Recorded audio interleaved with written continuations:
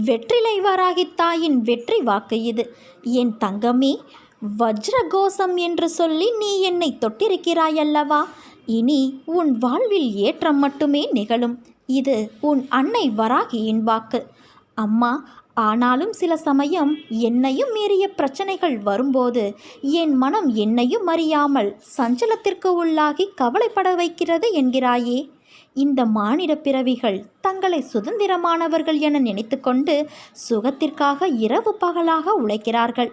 ஆனால் அவர்கள் கஷ்டம் என்ற ஒன்றை மட்டுமே அறுவடை செய்கிறார்கள். இதுதான் விதி.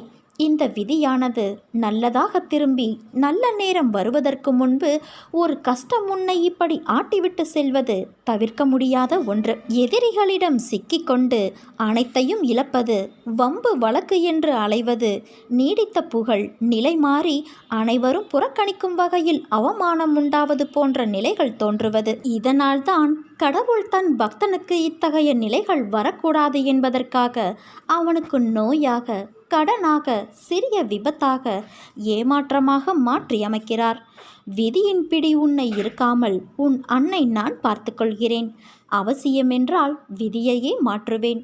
அது என் பக்தனின் நிலை, பக்தி, அவனது சேவை என்பதை பொறுத்து இருக்கும். வாழ்க்கையில் நீ போகும் பாதை, அவற்றிற்கு தேர்ந்தெடுக்கப்படும் வழிகளின் நோக்கம், அந்த பயணத்தின் முடிவு எப்படி இருக்க வேண்டும் என்பது ஏற்கனவே தீர்மானிக்கப்பட்டது. அதன் வழியில் நீ நடக்கின்றாய்.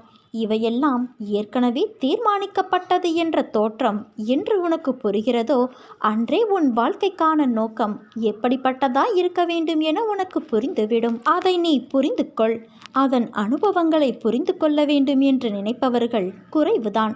ஆனால் அதை நீ புரிய வேண்டும், உணர வேண்டும் என்று நினைத்தால் இந்த ஜென்மத்தில் எல்லா பிணைப்புகளிலும் சூழ்ந்து எது நிலையுள்ளது, நிலை இல்லாதது என்று அறிய எண்ணி பார்க்காத சோதனைகளும் உனக்குள்ளே யுத்தம் நடக்க வைக்கிறது.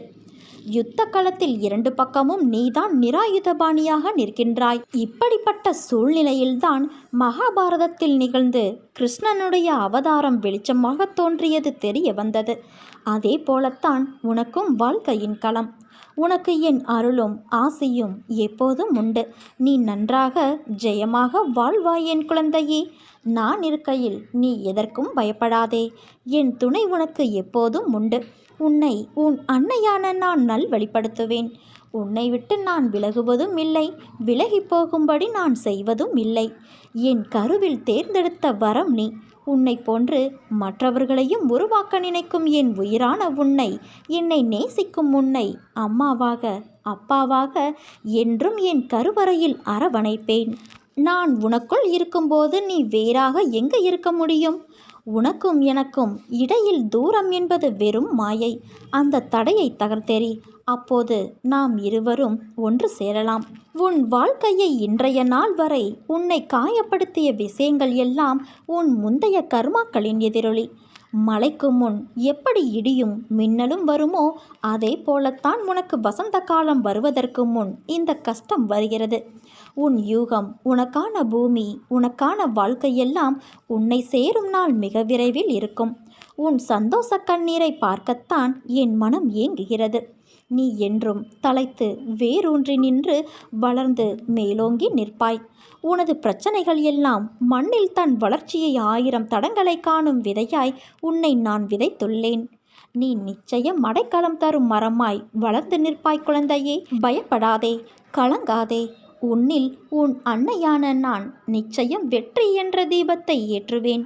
உன் நம்பிக்கை, பொறுமை, எதையும் தாங்கும் உணர்வு எவ்வளவு உன்னதமானது என்பதை நான் அறிவேன். உன் சந்தோஷத்தில் என் சந்தோஷம் இருக்கிறது. உன் அழுகையில் என் கண்ணீரும் இருக்கிறது.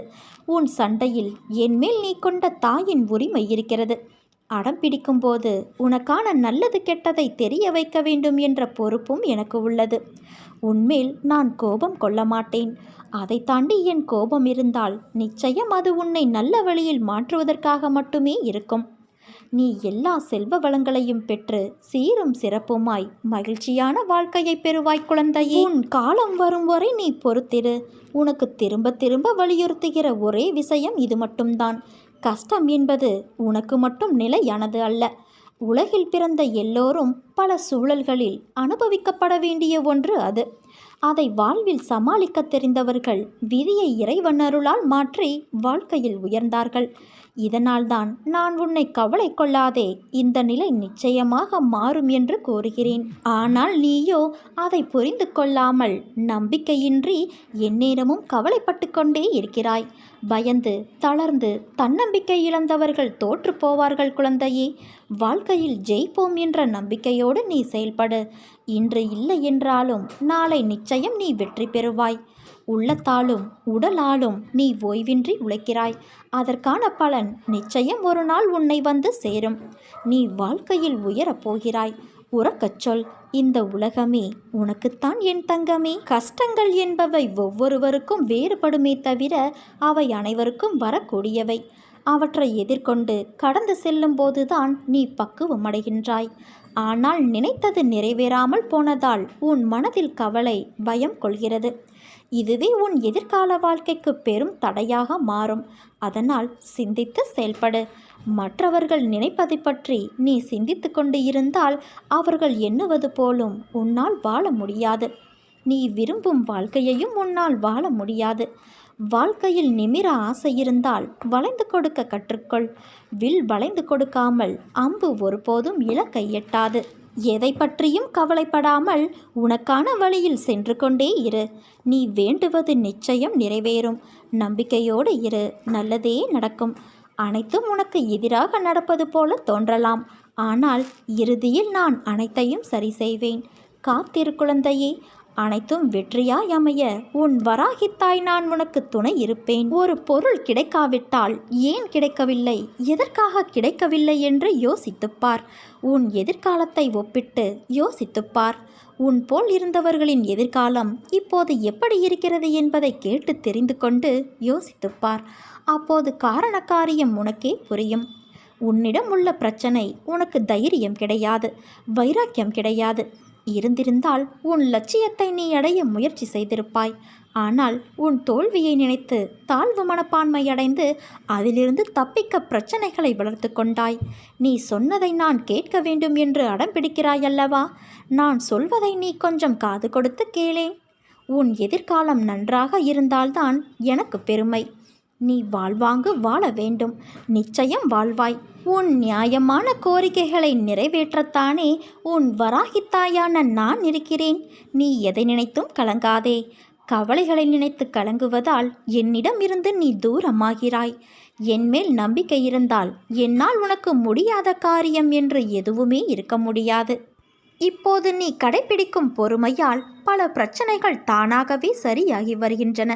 உடனே எல்லாம் சரியாகிவிட்டதே என்று பழையபடி ஏதாவது பிரச்சனைகளை இழுத்து கொண்டு வராதே. பொறுமையை இன்னும் கொஞ்ச நாள் கடைப்பிடி. யாரிடம் எந்த எல்லையில் பழக வேண்டும் என்பதை மறந்து விடாதே. உன் கவனத்தை உனக்குள் ஒளிந்திருக்கும் திறமையில் செலுத்து.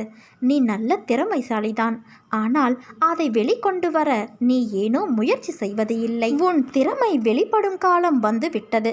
உன் திறமையை வெளிப்படுத்தி புகழும் செல்வாக்கும் நீ பெறப்போகிறாய். ஆனால் அப்போதும் நீ பொறுமையோடு இருக்க வேண்டும் என் தங்கமே.